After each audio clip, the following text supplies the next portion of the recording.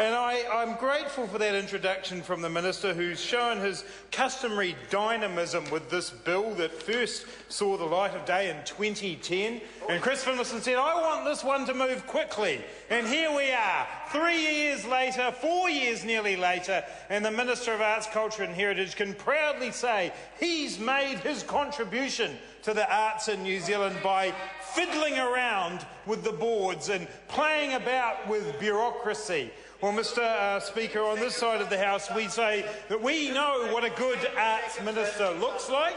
Her name was Helen Clark, and since that time we've had to put up with the minister on the other side of the House belittling the achievements of the Labor government in the arts area. Well, we can say that we are proud of the achievements we have made, and we don't see that this bill, Mr. Speaker, actually particularly adds very much. And I'm quite sad that the minister has described the contributions from opposition parties in the way he has. We had hoped, Mr. Speaker, that he would engage with us on whether or not this approach was actually justified.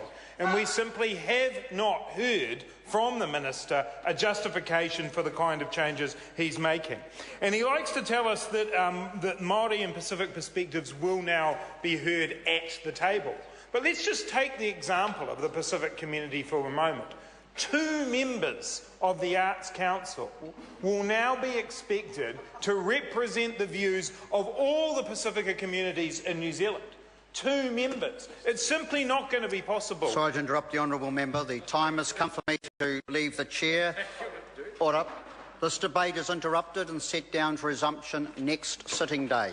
The House stands adjourned until 2 p.m. tomorrow.